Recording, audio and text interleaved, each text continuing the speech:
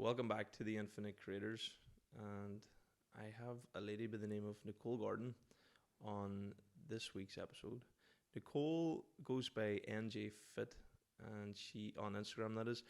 Nicole has had her own journey, like us all, and she's been pushed to the edge and has come back, and now has proceeded and opened her own gym and is doing phenomenal work in the community, not just from a gym and active perspective, but like she really cares about her clients, and I see the amount of work that she's putting in on social media, and I know that's not an easy task. And I want to bring her on this week's episode because I want to talk about suicide and spread more awareness, because everyone's going through something, and it only takes that final straw on your back to make you just fall to the floor. And we're always that close to the age. A lot of us, I know a lot of us are, and I hope through this episode that it can encourage others to maybe speak out or speak up or maybe seek help if you're really in a dark place. So I hope you enjoy this episode. Nicole Gordon, welcome to the Infinite Creators podcast. It's an absolute pleasure to have you here today. How are you? I'm very good, thank you. And also, it's a pleasure to be here. Thank you for asking me to come on. Very grateful for you coming. I don't know you that long, and this is the first time that we've met, so I'm really excited to, I suppose, get to know you on a deeper level, because the work that I've seen that you've been doing is very impressive. Thank you very much. The work that I own a gym, and I've opened it for 2 years now, and my aim is to kind of help people as much as I can, not just on a fitness level, but like mentally, emotionally, any help that I can basically do. I'll try to do it. Yes. But I am excited. I'm excited to be here, and like you said, meeting you too is also inspiring. Thank you.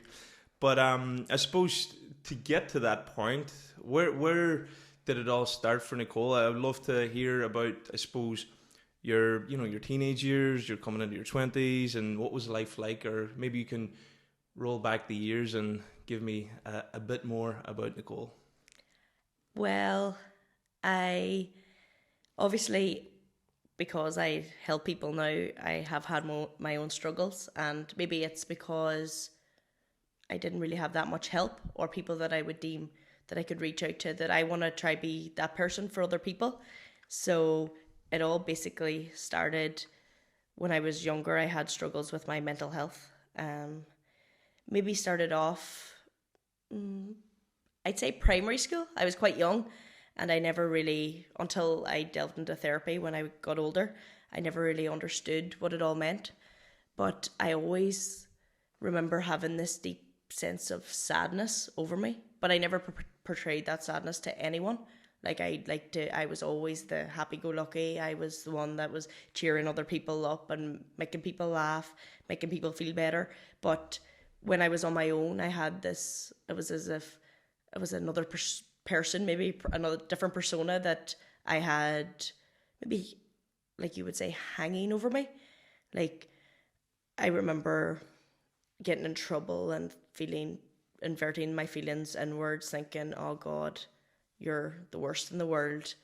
I got in trouble for spilling something. It wasn't mad getting in trouble for anything hectic or reckless, but I remember thinking the worst thing possible and thinking of myself, maybe the lowest of the low, which up until recently, it was always I always carried it with me.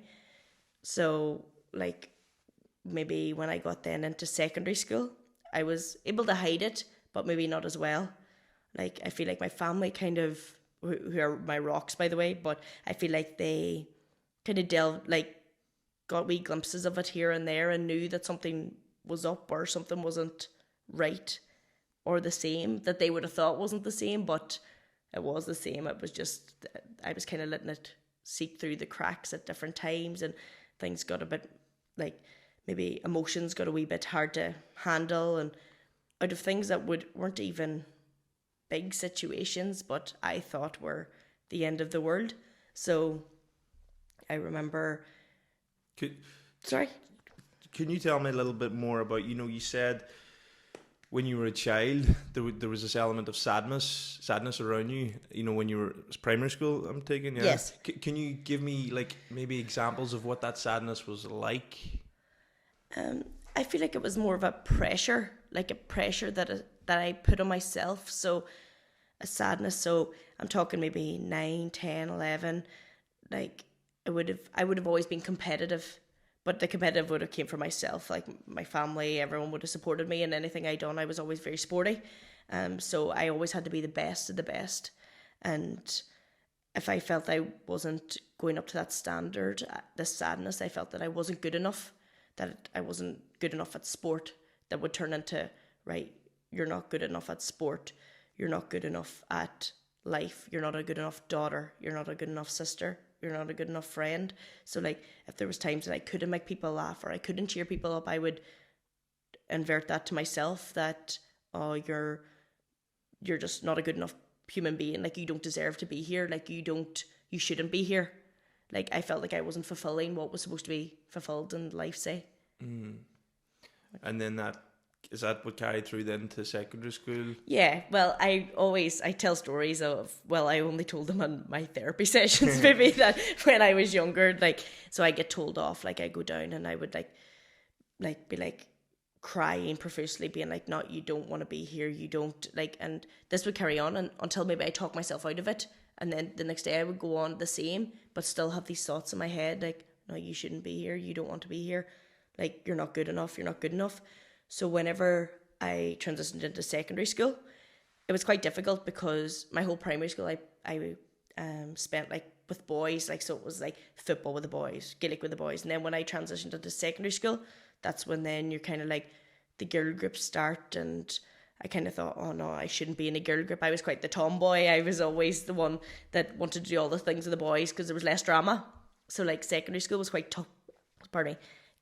Secondary school was quite tough, so whenever I transitioned into that, with like I met girls from other schools and stuff, and that was quite difficult, so I kind of felt it worsened maybe because I wasn't good enough to be in the groups, or I wasn't good enough, but I was always still trying to be that person that would cheer everyone up and make everyone happy. And like if you had have asked someone, they'd be like, no way, like Nicole doesn't feel, say, sad, she doesn't get sad, she doesn't be sad. But I remember like the crying. I used to cry myself to sleep maybe every night, like just cry myself, and it was not knowing why I was sad. And what age was this? This was about 12, 13. This was secondary school now. Like And did you tell in your family this? Not at the time. I didn't. I kept it that I was, I didn't tell anyone. I kept it that it was just myself was crying. And I remember telling my boyfriend at the time, who's now my boyfriend now, but I remember telling him at the time that I was feeling sad and stuff, and he had a lot of stuff going on in his life, and I kind of thought, like, I felt kind of a bit of maybe resentment, like, why am I feeling sad and you're not sad? It's my, like, I was turning that inward, so everything I was trying to make myself feel worse, basically, and expecting this person to be able to help me, whereas I wasn't even trying to help myself. So then it kind of got a bit out of control in the sense that my family were really picking up on it, and obviously my parents are older, so they had no real like experiences with this before, either with any of my older brothers or sisters, and they never had any experience with it, so it was all quite new to them. Well, it was quite new to me because I didn't know what was going on.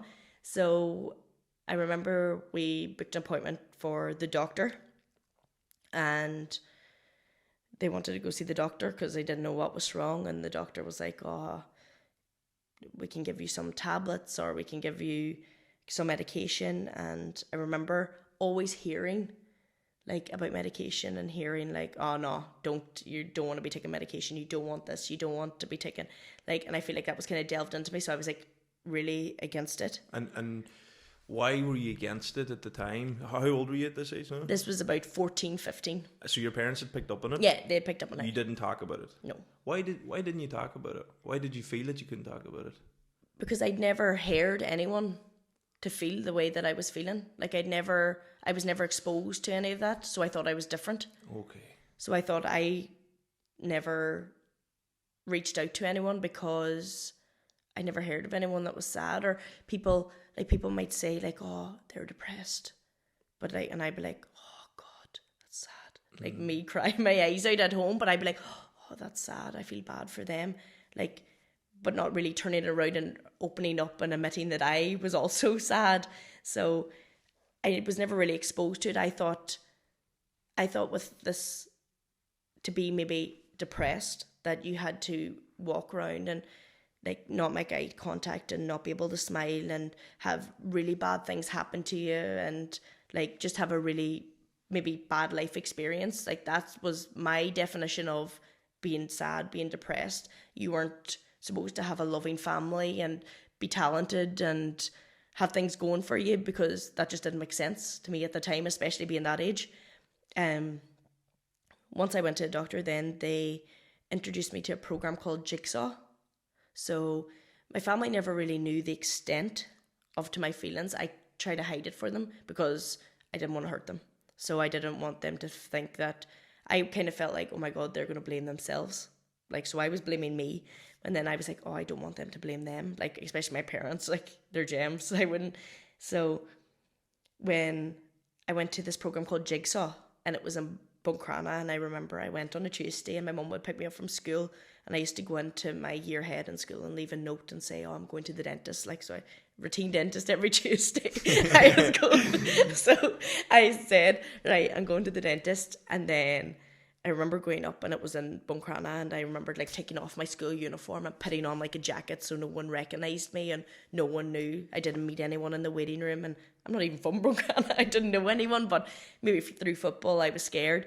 So I remember going in and having these sessions, and it was basically just a place to cry. Like I just cried, and I couldn't really understand any of my feelings, and I didn't understand then. I thought that the counsellor there was supposed to help me, like tell me what to do to make myself better, but it wasn't. I wasn't really picking up on the tools she was giving to me. I was just expecting her to go in and wave a magic wand and be like, there, you're done now, you can go.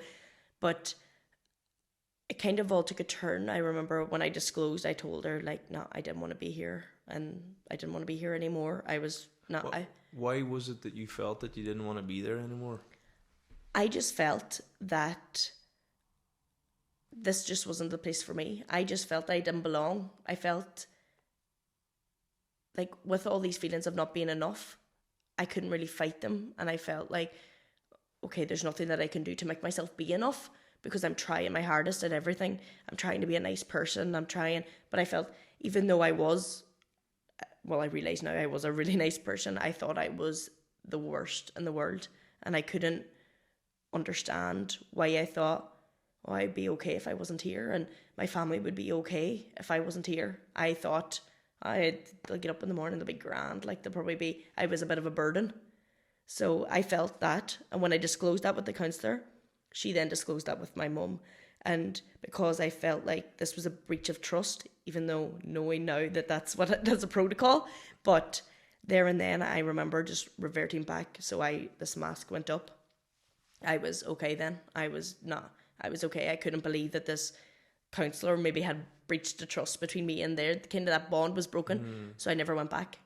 And I kind of not lied to my mum, but played it off like, nah, it's grand. I'm grand. Everything was grand. And I was... She felt like, your trust was broken. Oh. At the time. At the time, I felt I was ready to swing for her. I was, and 14-year-old me was ready. I was so sad that I had made my mum sad. I could see how upset my mum was about hearing this and knowing and feeling that she couldn't do anything. And I felt even worse that she would disclose it to my dad, who's older again and doesn't really understand, like, all mental health, or he never would have had any qualms of it now. So I just felt like I was bringing a sadness on them, so it made me feel worse. So I was able to put on a mask, and with this mask then I just pretended everything was grand, continued to cry myself to sleep, continued to have these thoughts of not wanting to be here, letting them build up. Anything I did wrong, it started to kind of play in towards like my day-to-day life. So like sport and football and stuff, like I remember we were playing football matches, like, and we might be losing, and I would take that loss, like we could be losing 1-0, and I would start hyperventilating on the pitch, thinking, Nicole, this is your fault, you're the reason. Like I could have tears in my eyes running around the pitch, like trying to tackle someone, like, and I always took that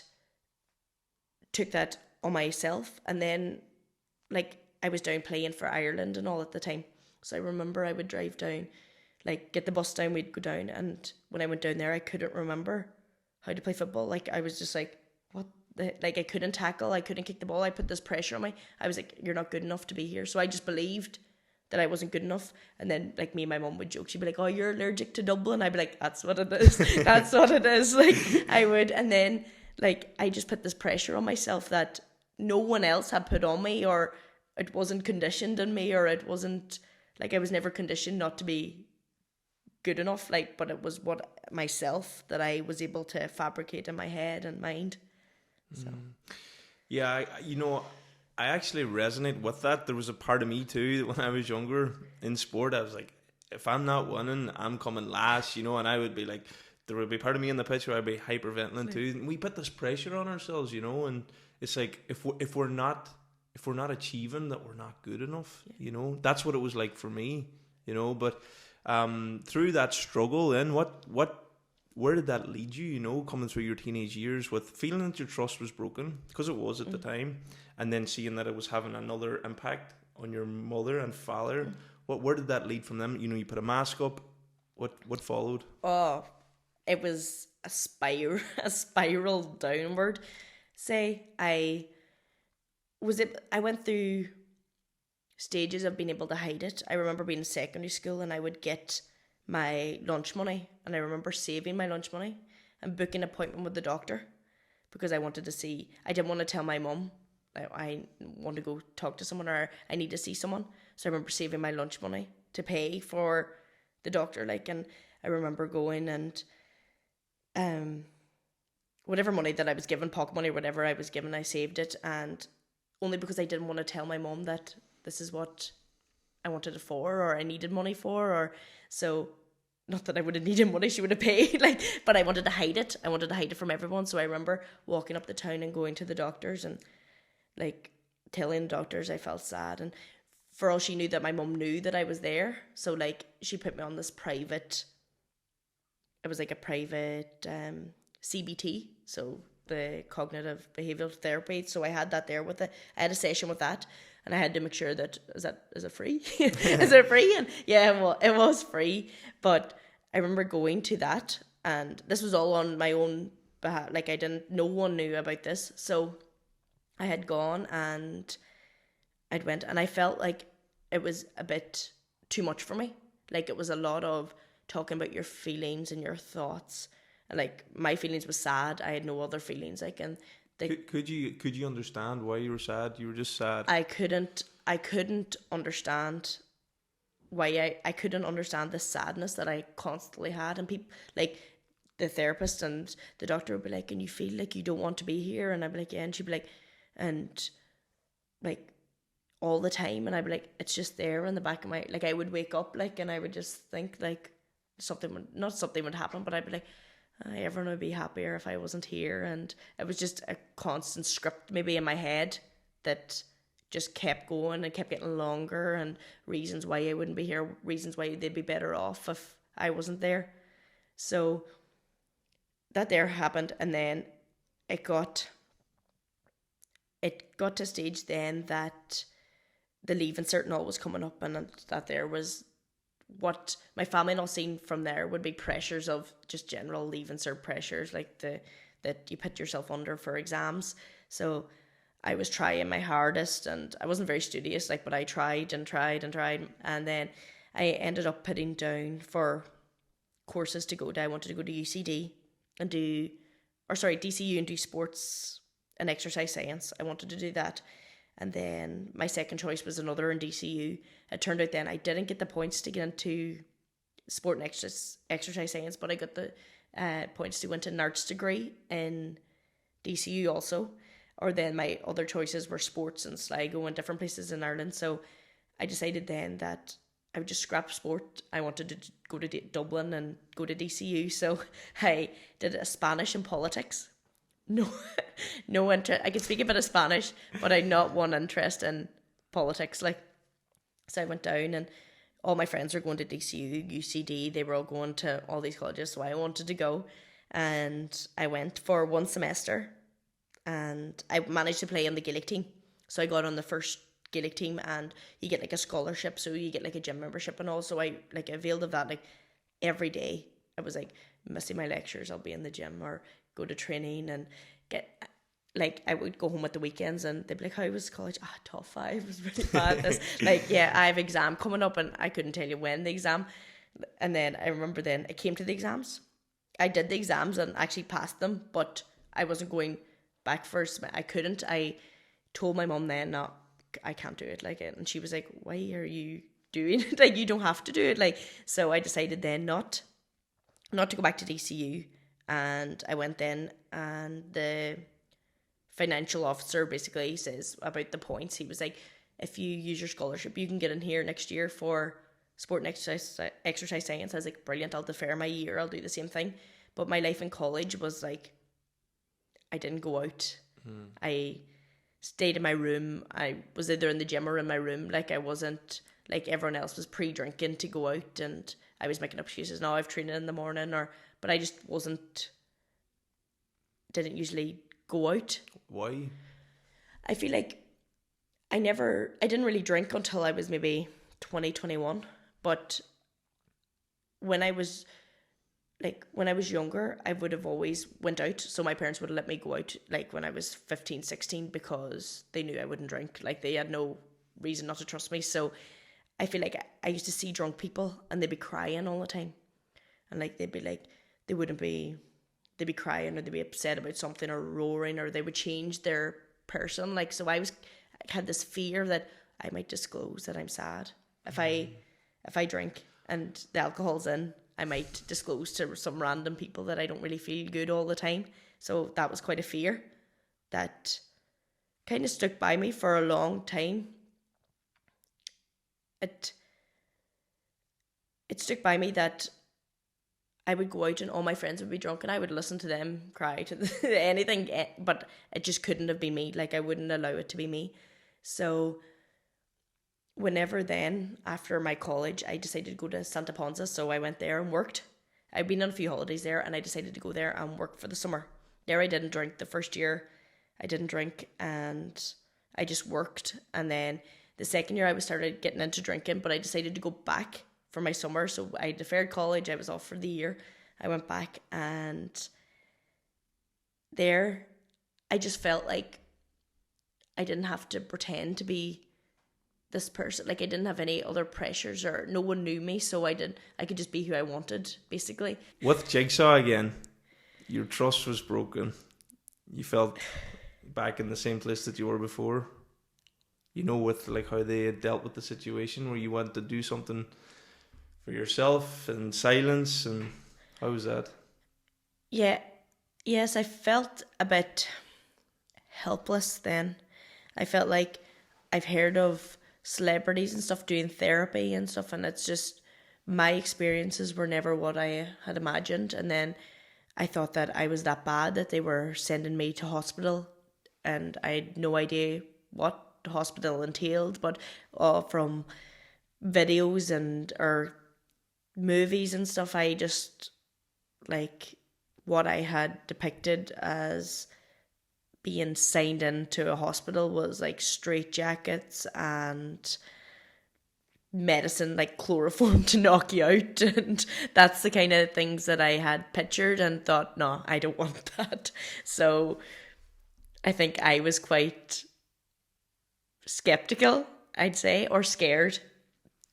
But I know that after that experience of going home then and pretending that everything was right as rain again, I feel like my thoughts grew stronger of not wanting to be here.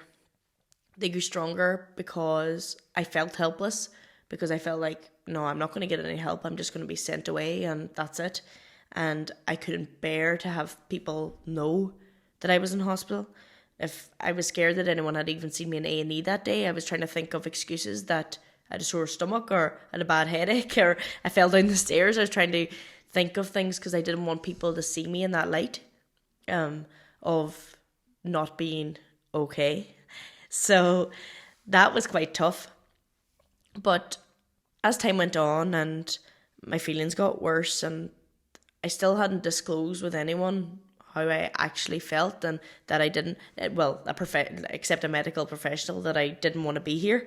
So it was quite tough. And in the meantime, like whilst this was all happening, I would have appointments with the public health. So like when you first go to the doctors, then you get put on like this scheme of like you have to go see these psychiatrists or counselors, but I never really had a positive experience with them.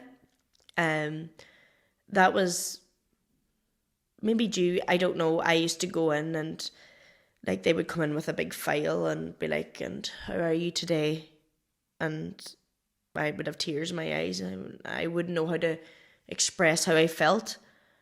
And they would just be like, I see, yeah. And then that there was when then I started taking medication.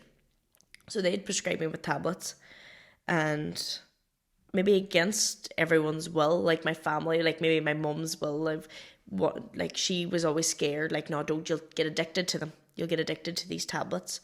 And I thought, well, if it's the only thing that's going to help me, I'm going to take them. So I remember taking them and being tired all the time and feeling not myself, but not anyone, I just had a really negative experience with it. I went then to another doctor and like I was kind of passed from doctor to doctor because no one really knew how to help me or how to get through to me to want help.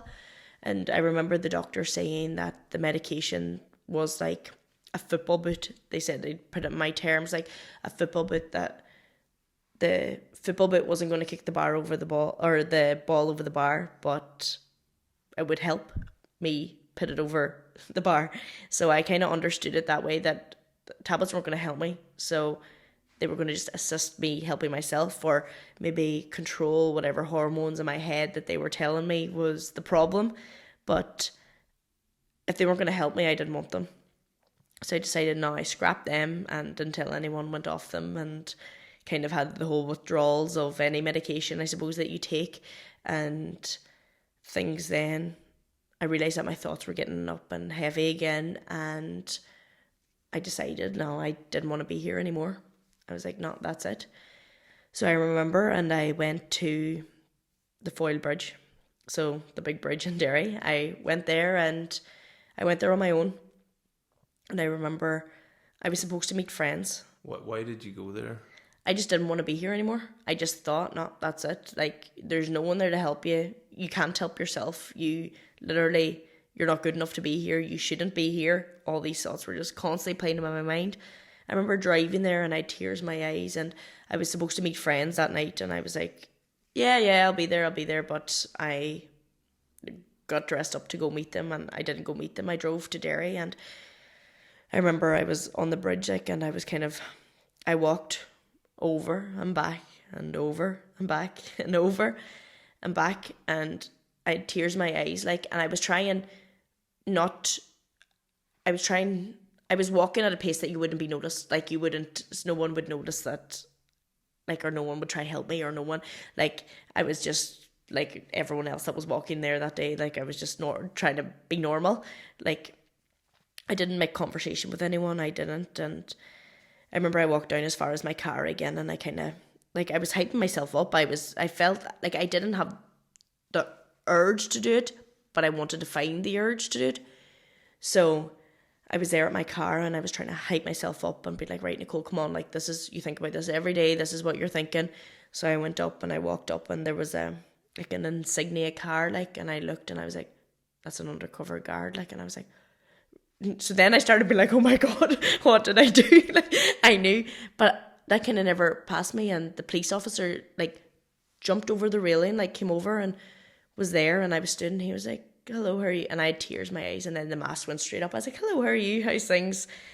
And he was like, oh, I just drove down this way. I noticed that you're coming back up. Are you all right? And I was like, yeah, I'm grand. Like, then the makeup everywhere, and I couldn't. And I was like, oh. Then the fear got me. Then I was like, oh my God, he's going to take me to prison, or he's going to take me to my family. I don't know which is worse. They're going to see me. So I was like, really, like, I was like, yeah, I'm grand, like, and played it completely off. I remember then I was like, no, I'm just on my way back to my car, turned on my heel and went. And he was like, what's your name? Like, and I was like, Nicole Doherty. And I was like, give a fake name, because I was like, I don't want him to search me up. So I just thought, I was like, Nicole Doherty. And then I walked on back to my car. So I went down to my car, and I must have sat there for an hour. And I was wondering, I was like, right, wonder then, is he still there? Is he not? I was like, so I sat there and I was crying. And in the meantime, my sister had texted me, and it was weird. She texted, oh, what are you doing or what? And I said, oh, I'm supposed to be going meeting my friends and all. And she's like, where are you? And she knew something was up, but I was kind of giving off hints that something was up, because I feel like part of me wanted help. So I decided then, I just was like, right, no, take today, come back tomorrow. So I went back down, I went down home, and the next day then my sister-in-law had arranged to meet me for a coffee, and I'd met her, and she was kind of the first person that I was able, she was family, but she wasn't family, but she is family. But she was family. But she wasn't family. So like, we were close, but not that close. So I just divulged everything to her. So you were you were literally pushed to the edge. Pushed to the edge, and then it was more embarrassment that the policeman had come over to me, that I was like, oh my God. And I was like, he's gonna get in contact with someone. And then all these stories started getting mad in my head. Like, I was driving myself mad, being like, oh my God, he's gonna contact the guards, and the guards are gonna describe this girl, and they're gonna know it was me. And then that day I told my sister everything, or my sister-in-law, sorry, I told her everything, and that I'd been to Derry and I had planned to do it. And I feel like if the urge gets big enough, I want to do it. Like, and obviously then she was like shocked, like, and I was inconsolable, like, so then she had told my brother, and then my brother, being not wanting to, he was being like the father figure without getting my dad involved, and said then, oh, they contacted the doctor, and the doctor says, you have to take her to A&E. So I went up to A&E, and I remember I went in, and they were like, oh, you'll have to come into hospital, like, we can't, like, you're not safe, like, you aren't. And I was like, I'll be safe, like, I promise. I promise. And then they was like, no, you have to go into hospital. So I remember I went into the hospital, and this was during COVID. I went into the hospital, and they put you in this room before you could go into the main area, because they were scared of you getting COVID. So I was there, and they came around and tested me for COVID. And in the meantime, that, like, I went in and I wasn't talking to anyone. Like, I didn't want to be there. Like, and this was like, I was like, oh, my wits. I was just on a bed on my own, and during the night a woman had come in, and I hadn't slept that night, and another woman had been brought in, like, and I could hear her, like, and she was crying too. And I was like, kind of thinking, I was like, well, I shouldn't be here. Like, if this place is needed, if a space is needed for someone that needs help, then maybe I should leave. So then, in the meantime, then she was coughing and all, and I was like, oh, she definitely has COVID. Like, she is COVID, that's it now. Like, so the next day they came in and they were like, Nicole, you have COVID. And I was like, huh? I was like, what about her? They were like, no, you have COVID. So they took me into this room. There was a window, but outside the window was a wall. Like, you couldn't see anything. It was just the window and the wall. And they put me in this room, and I remember, like, you weren't allowed your phone charger, you weren't allowed anything that would be at a risk to you, so they had to take my phone to charge it. And I was in this room, and no one came near me, like, and they give you breakfast, like, slid in the door and walked away, and no one was there to talk to you. And I was just crying. I remember texting one of my good friends, and she was in Dublin at the time, and I told her, and she was like, what the hell happened? Like, she had no clue. She might be my best friend since I was 5 years old. Like, she was like, what the hell? Like, and she rang me, and she was like, oh, you never said? Like, she's like, I wouldn't have suspected a thing. And I was like, that's what I wanted. Like, I didn't want anyone to suspect a thing. So in the meantime, I remember I put on my jammies, like, and I was like, they forgot to give me dinner. Like, they didn't give me dinner. Like, they'll be coming with supper now. But then I had said, can I get my phone back? Because they had to take it to charge it. So they gave me my phone. Only 3 hours had gone. I thought that I was ready for bed. I was driving myself mad. Like, in the room, there was like drawings on the wall that by previous people that were there, and I was just like thinking, like, how did they not cover this up? Like, here I am feeling as worse as I can, and I'm being made feel worse. I stayed there two nights, and they giving me tablets, and they were giving me tablets, and I was taking them. I didn't really care, like, I was just taking them. And then the next day, the doctor, they came, like, they were in full PPE, like, outside the door, like, just no one was. I didn't have a conversation with anyone, and I was like, I want to leave. Like, so the next time they give me food, like, they give me food, I was like, I need to go, like, I'm not staying here. And I got a bit upset, and I got a bit angry. Not angry, but just frustrated that I'd be as well sitting there as sitting in my house, like, and they were like, yeah, but you have COVID, like, and I wasn't allowed any visitors or anything. So the doctor came in and was like, oh, I heard you want to leave, like, and she was like standing at the corner of the room, and I was like, yeah, I want to leave, like, this is silly. Like, she's like, oh, we're sorry you didn't get the help that you needed, or you didn't. And I was like, get any help? Like, I just felt helpless, basically. And I remember then ringing my mum and being like, I'm coming home, and she's like, what did the doctor say? And she was like, oh, well, the doctor rang me and said you want to come home. And I was like, I do. So I went home. It wasn't a week later, the feelings were getting worse, and I was like, no, like, this is not good. Like, I confided in my sister and my brother, and I says, I don't know what to do. How was that experience of finally opening up to the family member? Yeah. And then your best friend as well. Yeah. And now your immediate family. Yeah. It was a bit of a relief. It was like a weight lifted off my shoulders. But I was still tackling their feelings that they felt useless, because, like, my best friend, for one, had no clue, like, and I spent nearly every day with her, like, but she had no clue that I felt this way, and I couldn't help but feel a bit of sadness, because I knew that she felt sad because she couldn't tell me, or she wasn't the one to notice, or she felt probably worse of a person for not being able to help me. But what they didn't know was that is exactly what I wanted. Like, I didn't want help. Like, so. Why do you think you didn't want help? I felt I didn't need it. I felt like there was other people more deserving of help, and professional help, and, like, even from the public health system, I felt like there was people that deserved it more than me. That I wasn't good enough, although I didn't want to be here, like, selfish, like, I was feeling selfish, that I was like, I don't want to be here, but, like, I want to help as much people as I can, make sure that they're all okay. Like, I was constantly the one that was, like, making sure everyone was okay, everyone in the family was all right, all my friends were okay, like, no one was struggling. Like, I would help anyone if I could. So that was quite difficult. But I knew that it wasn't until after, so, like, the story gets more happier.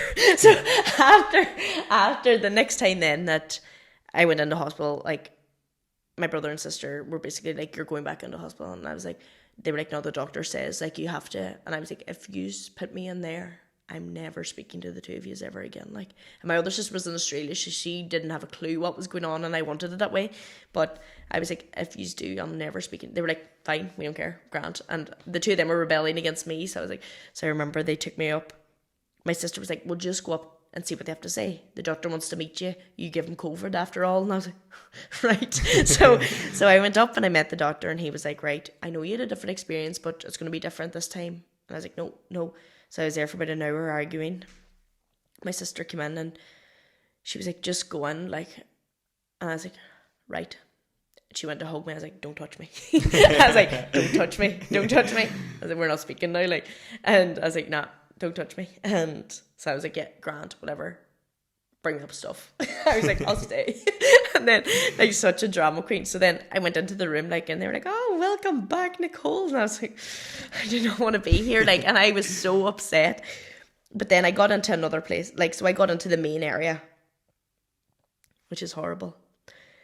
But I don't like to down the public health system. I don't like to diss it, or I don't like, but like I went in and there were so many different types of people and types of problems in one area that, like, in COVID it was still happening. Like, it was still, like, I got straight in because I had COVID. Like, it was my pass in. I got in, and like there's people with depression, with alcoholism, schizophrenia, bipolar, all in this being just maybe masked with or tarred with the same brush. And like there was people who were mute, that wasn't speaking, people were violent to themselves, like, and like I was kind of there. It was like a maybe 10 meter by 10 meter garden patio, that's all they had, like, and the weather was good, we were sitting out, like, and people were trying to get their 10,000 steps in around this courtyard, like, and I was like, you'd think they were mental, like, if you looked, like, and I was like, should I get up and walk? Like, should I be active? And I remember going into like one of the rooms, and there was no, what you would think, like group meetings or anything, like wasn't any counselling sessions. Like, you got seen by a doctor and they were like, I was like, I want to leave. Like, I was the one that was rebelling that I wanted to leave. And they were like, oh, you just need to calm down. Like, and I was like, I need to leave. And they were like, we just want to give you something small. And I was like, they're going to hit me with a syringe. Like, oh my word. Like, I was like, oh. And they were like, we want to give you something small just to calm you down. I was like, I'm calm. Like, I was like, I'm calm. And I wouldn't be an aggressive person. I was like, I'm calm, I need to leave. Like, and I was crying. They were like, we're only going to give you half of it. Like, and I was like, let's see it. Like, and they brought it out and it was tiny. And I was like, right, I take it. I took it anyway. Didn't know what it was. Went away then, was watching. There was a Gaelic match on. And I remember then I was just lying. Someone was waking me. And I woke up, like, and I was like, fell asleep on, like, whatever they give me, knocked me out. Like, I was like, what was it? No clue. Oh. No clue. Like, I have no clue what it was. But they were like, I'll calm you down. And I was like, no, you just want me to sleep here tonight. So then I'll have stayed one more night. I was like, no. I was like, I'm not taking it. And they were like, I'm out of here. They were like, gee, girls, will you just take? And I did. And then I was there anyway. And I remember they were shaking the life from me. I woke up and they were like, you have visitors. I was like, who's visiting me? And I remember going into this room, and I'll never forget it. But my mom, or my dad, and my mom, my sister was outside the window. But the window was like maybe 10 centimeters open, like, and I couldn't hug them. I couldn't, because of COVID, like, I put my hands out the thing, and like they were touching my hands, like, and I was like trying not to bawl, like, and my mom was kind of like just looking, like, I was like, this is mental. Like, I was like, what is going on? Like, I was like, how is this okay? Like, I was like, I just want to hug my family. I know that they're the one thing that are keeping me safe. Like, I was like, I need to see them. So the next day I got out and I managed to get, I remember we were scouring for like therapists, counsellors, anything that would help. And I got a counsellor then she was very Kildare, but I had met her in Moncrana, and like godsend, really, really good. And then she got to the stage and she was like, oh, I think we need more help elsewhere, or more professional help. So they have different tiers of like counsellors. So she was only like a bottom tier, and she was like, I want to recommend you to a top tier. And I was like, yeah, that's fine. And I was like, can I still see you? And she's like, no, I feel like we're done. I was like, right, okay. So that was tough. Yeah. So how long had you been working with this therapist for? A couple of months. Like, it was once a week. This was kind of my first dealing of kind of like working on with my feelings and learning all about my self-worth. She then put me onto someone in Strabane, which I'm still seeing to this day. And it was there that when I went to therapy then I learned that what I knew my problem was around my self-worth. I never did any work on it. Like, I never did any, like, I've heard of positive affirmations and like all kind of was like, oh yeah, I do positive affirmations, I write down, I'm enough. I never believed any of it. Like I never, but doing this work with a therapist and seeing that it's something, it was then that she taught me that like your mental health is something you have to work at every day. She was like, you'll probably never be 100%. She was like, no one's ever 100%. But hearing that from her was like, oh my God, that makes sense. Whereas I thought, no one has any bad thoughts. Everyone that you see just lives their life and their day to day, like, and they just, but I know that people, everyone has mental health, but people have different levels of it and deal with things differently. But it's how you work on it every day and how you let your thoughts come and go. But it's letting them go is the tough one.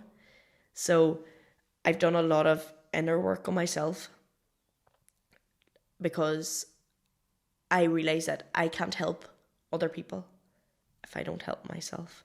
And that was a big thing for me because all I want to do is help other people. That gave me shivers there. All I want to do is help other people, and I can't help them if I don't help myself, or I'm not 100%. I can't like be there for them. I've seen it in a few, like, even in my line of work in the gym, like I've had people come in and cry and tell me all their deepest, darkest problems. Like, and before I would have went home and cried to my mom and be like, what do I do? What do I do? Like, what I have person A that's this, and my mom's just like, you can't do anything. Like, there's nothing that you can do. Like, you just have to support them and be. Whereas before I thought I have to, like, oh my God, I have to make them okay. I have to take them to therapy and make sure that they're okay. But now I know that I can still help people without taking on all their problems and all their thoughts and internalizing them. I can do it from afar and just be kind person. Like, so I feel like therapy's taught me loads, but I wish that everyone would go to therapy. Like, I feel like everyone should go, even talk to someone. It doesn't have to be a high tier therapist, a counselor, anyone, because I feel like if you're having a conversation with your friend, if you're lucky enough to have a friend that's as open-minded, and I have a friend that, Hannah, I have a friend that, she's a godsend. Like, I feel like our conversations are open-minded, are kind of like, there's no judgment, there's no anything, although with any friends you don't want any judgment, but like some people have closed minds, some people have open minds, but she's very open-minded, so I'm lucky to have that there. But I feel like for some people, to tell them to talk to their friends and can be difficult, but I feel like everyone should have someone on a outer circle or a counsellor that they could talk to, which definitely would help a lot. It does. And it's like, for me, you know, when I was a kid, growing up I didn't know how to talk. You know, it takes courage and takes bravery, but like, when you are able to have that conversation that you've been fucking avoiding for fucking years, you know, to drop the mask, that's when you become free.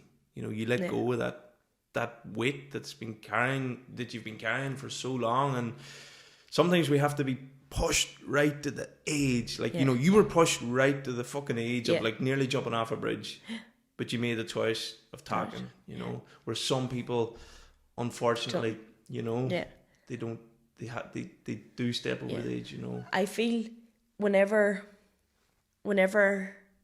after I went through all this, I still wasn't out the other side, but I decided, I was like, by me disclosing this, I feel like I kind of got a fear that I told a few people, and then a few people had seen me and knew. I was like, this is going to get out that I was in hospital. Like, this is going to, like, this could crumble me. Like, this could crumble me in a sense that people could be talking about me. Yeah, and what was it that you would fear that people would be talking about? I feel like people would picture me in a straitjacket, or picture me like, I'm not really sure what I was fearing. It was more, I felt that people would think maybe I was lying in a way.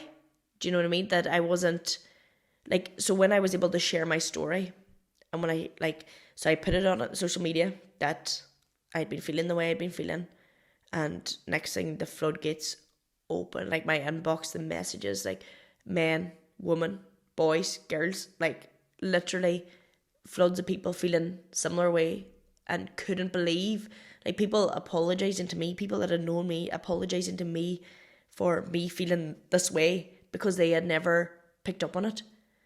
But like saying that they had felt the same, and it kind of made me feel sad in a way because I was like, right, if I had opened up a bit earlier, I could have helped way more people, maybe.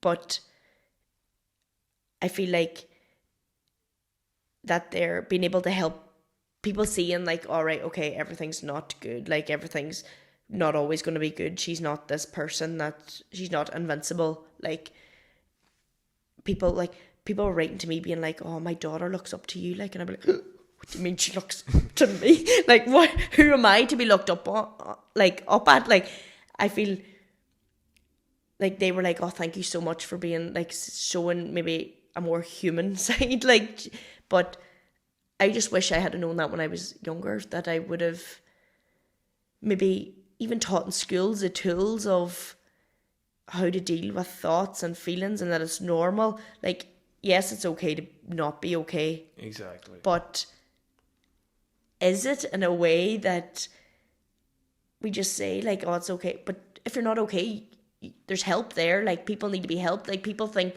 some people take this term, it's okay not to be okay, and just not be okay.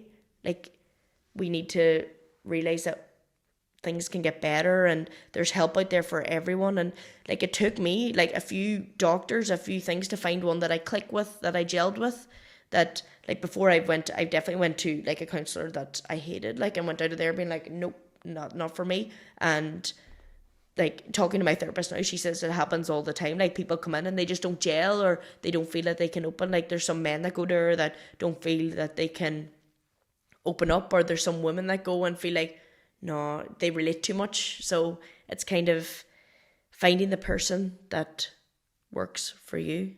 But I just wish I could spread the word that there's so much help there. Like, it's scary. Yeah, you are right. Yeah. Because the first therapist I went to, I was like, there was just nothing there. All I was doing was talking, and I wasn't feeling anything back. And I was like, what? This isn't helping me, you know, at the time. And then a few years later, I went to someone else and I gelled instantly, and it was just, it was magical. You know, I was finally in a space where I could feel safe and I could talk about things that I wasn't able to talk about, you know. But it's like, we need to get people who are struggling, or people who struggle to, I suppose, express themselves. It's like, we can't get them to there, but they must be willing to take the step. Like, and you know, you've done that, and you persisted, you know. So like, I look up to you too, Nicole. You know, what you're doing is amazing, and you know, coming on speaking about it. Like, but for the people like out there who are struggling to talk, you know, maybe in the same position that you're in now, or there's things that they don't want to seem weak. Yeah. You know, because sometimes we feel that it's a weakness to talk. Yeah. What would you say to them? I feel like helps everywhere. I feel like every concert I went to, whenever, the first thing they always said to me, have you got a circle of people? So like, you have to build the circle of people that around you that you can like fall back on, per se. Like, it doesn't have to be, so like, say someone's looking for help, the first thing I would make sure, someone that didn't know, like, don't want to come across as weak, but they need help, I would say, like, make sure that they have a core group of people around them. It doesn't have to be their family, it doesn't have to be their friends, it could be a mentor, a gym trainer, it could be anyone, people that they trust. And it doesn't have to be trust secretly, like, it just could be trust, have this kind of relationship with. I would say reach out to them, and then with them work as like a team to find help elsewhere. Obviously professional help. You can't put, like, when I reached out to my sister-in-law that day, I didn't expect her to help me. Like, I didn't expect her to be like, this is what you have to do, or have the answers. But I knew that she would be the one that would point me in the right direction, or get in contact with the people that I need to get in contact with. which was my brother and sister. So I feel like you need the core people around you, and then from there seek professional help, whether it be a doctor, any person in the, like, people know nurses that can have contacts, have counselor, have contacts. It doesn't always have to be private. I feel like if you're fortunate enough to be able to go private, then that is definitely the route to go. But some people aren't, like, but if you go through the public system, there's so many nurses and doctors out there that want to help, that if you don't gel with one, you could gel with another, like you said. Like, but definitely just getting them core people, and just not even bringing up a conversation of not being okay. Like, it could be a letter. You don't have to express it vocally. Like, you could write a letter. I'm not feeling well. This could be, I just need help. Like, it doesn't have to be like, I feel this.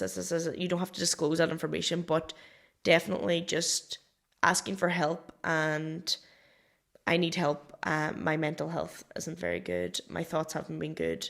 It's black and white, simple. And then from there, be able to seek the help that you need. Well said. What you did say earlier too, it's like you know that you can't help people, and there is a part of us, we always want to help people, but you can only help people as much as they're willing to help themselves. But that has led you on, a journey of you've opened the gym. Tell me about it. I'd love to hear more, because it seems you're doing amazing work there. Yeah, so I've always had an interest in sport and helping people, and they kind of go hand in hand. So I've worked before, and I've worked in a gym before. I worked for a few years, and I always thought I wanted to work in sport. I always thought I wanted to work with athletes. So I wanted to make, like, the best athletes better, like the sprinters faster. That was my, like, even in college, like, that's what I wanted to do. And then it wasn't until I got a job in the gym and I was working with, like, the public, like, general public, and, like, the feeling that I got, like, after a gym class of, like, being able to hand a woman a 10 kg dumbbell who was lifting 9 kg, like, and just the expression on her face, or that feeling that you got from being like, oh, you can better yourself this way, like, and they taking it on board and noticing how happy that made them feel. Like, that for me was like, this is the job I want to do. Like, why is that important to you now? I would say that's important to me now, because before, I used to get up in the morning and just go through my daily routine, say, and it felt it had no real purpose. Whereas now, when I jump out of bed at 5, knowing I'm going to the gym to help and maybe make a change to one person's day, never mind their life, a change to one person's day, like, even how you speak to the people, or how I speak to the people leaving the gym, like, when they're leaving, I'm like, have a good day, like, and that might be the only person to tell them to have a good day, like, so they're like, oh, yeah, well, or something like that there. So I know that's my purpose, to make a difference to other people's day, even hour, if I can, or the people that I have interactions with, the people that I meet. If I can make it a positive one, then that wee thing could butterfly affect the rest of their day and the rest of their life. So I really hold home with that. It's funny that you actually say that, because one of the questions that I had in my mind before you came here today was, what gets you out of bed in the morning? Because sometimes we can lie in bed and just be like, oh, just another day, Groundhog Day, and I think having something that is meaningful to you, that you truly love doing in life, is what transforms you, and you have reached that point. But I know that a lot of people are like, same old, and they're scared of change, they're scared of stepping into that version of, they don't know who that version is, because they want to stay in the same place. Like, but you were scared of that change. You were scared, if you were feared of that, but you made the change, and look how it's transformed your life. And now look at how you're able to help other people, and the space that you're holding, that's fucking amazing, like, for the likes of people who maybe are struggling to go to the gym, or maybe who are maybe listening to this, what would you say to them if they were feeling this way and maybe could come to your place? I feel I have encountered a lot of people, whether people just starting out exercising or people returning to exercise that have this kind of maybe persona that they used to be, like people be like, oh, they used to be really fit, but now they have children or they had 2 babies and now they don't look the same as what they did. I've encountered a lot of that. The way I usually, so someone would message me, I usually take them in one-to-one first, but not a one-to-one session, just one-to-one to meet someone. So I would take them into the gym and I would meet them and just find out what it is they're looking to achieve. Some people would love to be able to do the classes, think they're not fit enough. I do a bit of exercise with them and I'd be like, oh, you'd be fit enough. And like, I always explain the classes as like, you can only do you. So like, we're not going to ask just to sprint 100 meters in sub-seconds or whatever, but like, there's exercises for everyone, no matter what the exercise is. Like, no matter, like, it's about finding what you like to do. Like, some people like leaping about, jumping about. Some people like lifting weights. Some people don't know what they like, but would like to give it all a try. But like, exercise doesn't have to be like this monotonous thing that you go and I'm going to the gym, or I'm going, like, I have to go to the gym. I like to think of it as something that you want to do. Like, I want to go to the gym. I want to see everyone in the gym have the crack, clear the head for an hour. I want it to be that kind of setting. So when people come in and I'd be like, right, can you walk and get your knees high? Yeah.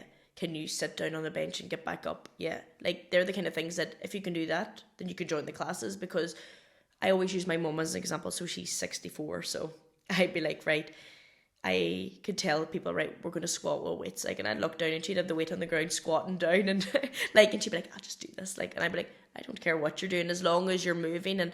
But people kind of would have used her as an example. Like, and if they were finding things tough, like, they would just do their own thing, but they wouldn't, not that they would be finding things tough. If they needed a wee rest, if they wanted to sit and have a drink of water, I kind of apply that you don't have to be going and keep going all the time. Or a good thing, people sometimes feel that they hold people back. So like, they would hate to be like, I would hate to be in front of someone and think, or behind someone and be like, oh God, I'm holding them back. They want to do this here. But like, the way the classes work is that you're never holding anyone back. Like, you go at your own pace, at your own ability, and the person beside will do the same. It doesn't matter if they do 2 reps and you do 100. Everyone's just working on themselves. And I kind of use, so people be scared that people's like watching them. Like, people's like, oh, I don't want people looking at me. Like, so I would be like, oh, just come in and try a class. Like, and I'd choose one of the quieter classes and say, come in. So they do the class, and then I'd be like, right, who did you see? What was this person doing at this time? And they were like, what? And I was like, what was that person doing? Or like, and they were like, oh, geez, I wasn't even watching them. And I was like, see, no one watches anyone, but it's trying to realize that. So I feel like, just if you make contact, even I'm a mad advocate of exercise. Like, and so like, I, like yourself, like, see someone from around here, I'd be like, get to your local gym, get to the gym that's close to you, get to like contact a trainer. There's no, like, if you want to exercise, everyone should have the option of it. So whether it's using the local football field or the local track, or get in contact with someone that you would see that does fitness or anything, and they'd be able to guide you in the right. And any trainer should be able to take you in and tell you what you should be doing, or give you a guide into where you're going. So it's just about making the first contact of either getting in contact with a gym, a local gym, or getting in contact with a person of fitness that you could be like, oh, can you give me some recommendations or some, but I feel like exercise is for everyone, no matter what it is. Definitely. I agree with you. It it's scientifically proven. If you get out there, even if it's just a walk, and all these chemicals that our brain and releases into our body, it just makes us feel good, But they can be an intimidating place, and it's just like overcoming that barrier, because you know what? Nobody's even looking at you anyway. No. Nobody actually cares. Everyone's invested in themselves, Yeah, 100%. So it's very inspiring to hear all that from you, and to see how you've transformed your life, to see it in a way that you haven't seen it before. So how is life now for Nicole? Life is good. Life is good. It can be tough, definitely. It can be stressful. Sometimes I allow old habits to creep in, which is completely normal. One thought I allowed, okay, before I would never nipped it in the bud, but now I nip it in the bud. Like, can you give me an example? The gym. So say now someone comes to the gym. They don't come back for a month, but they're at the gym closer to their house. I'd be like, oh, I'm a bad trainer. That's me. They don't like me. They don't like my trainer. They could have texted me and been like, oh, Nicole, I love the gym. This is just more handy for the weans. The weans are just gonna, but I would internalize that, be like, you are a bad person. Like, you're not good enough at your job. You don't have a good enough facilities. You don't want, like, that's the kind of thing. Whereas now, if, for instance, that was to happen, I know to spend more time on the people that's actually there. Like, instead of worrying or catastrophizing in my head about someone that's not there or had the potential to be there kind of thing. It's just worried about my own clientele now and my own clients. But that's definitely something that I take. Yeah. Yeah. It's kind of like telling yourselves these stories that you don't even know. Yeah. Yeah. 100%. Yeah, we can get caught up in that, can't we? Yeah. But I think it's important to, as you said, just let go. Yeah. Because you don't actually know. No. And focus on what you do know. Yeah. You know? So they're the kind of things that I have incorporated now. And I feel like even knowing that your mental health is not a linear process, like it's going to be up and down days and stuff, like even accepting that and being like, realizing it's okay to have a down day, but it's how you take yourself out of that. Like, before, if I would have felt, like years ago, if I had felt in any way shitty or down, would lay in bed, like, and people would be like, right, come on, Nicole, get out of bed. Like, my mum would like, right, and I'd be like, nah. And I know that would have made me feel worse. Like, I know that would have, like, made more thoughts come into my head, and I wouldn't have done anything about it. Whereas now I'd be like, right, go and, like you said, go and do a walk, go get outside, do something for me that I know will make me feel better. And we all have tools, like, in our back pocket, like, but they could be completely different. Like, my tools, I could be one, right, if I paint a picture, it make me feel better. Like, if I read a book, it make me feel better. Yours could be go and run a marathon, go and have a cup of coffee, those kind of things.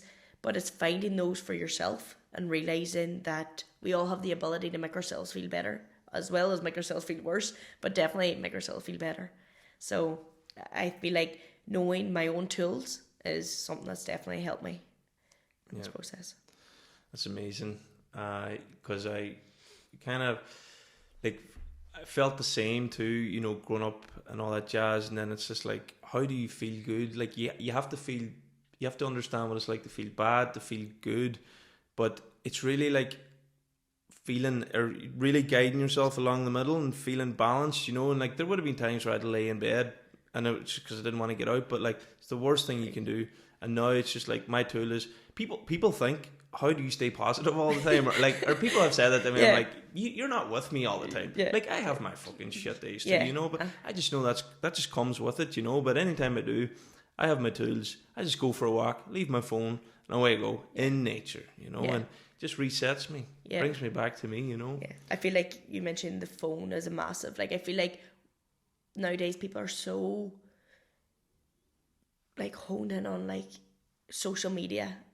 Like, and yes, there's so much positive things on social media, but like, do we follow them? Do people follow them? Like, we allow ourselves.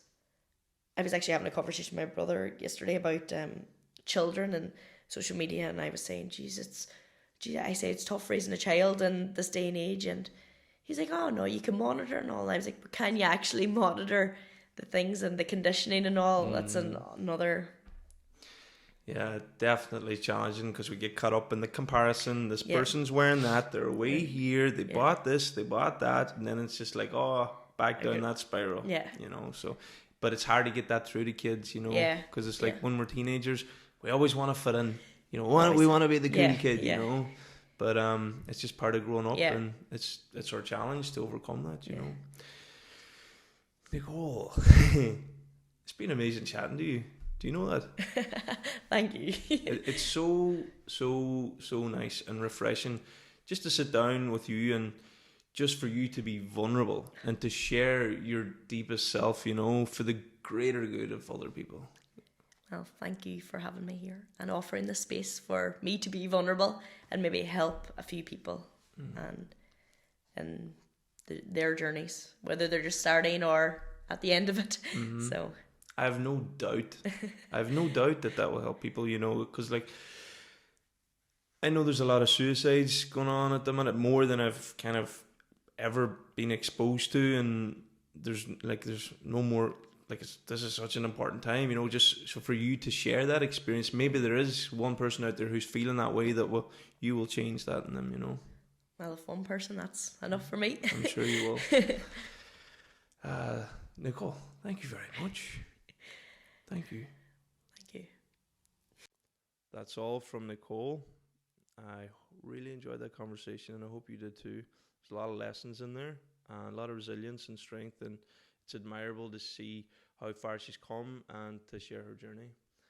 And that's all. So I want to thank you again for listening to The Infinite Creators, and I ask you to remember that you are the Infinite Creator.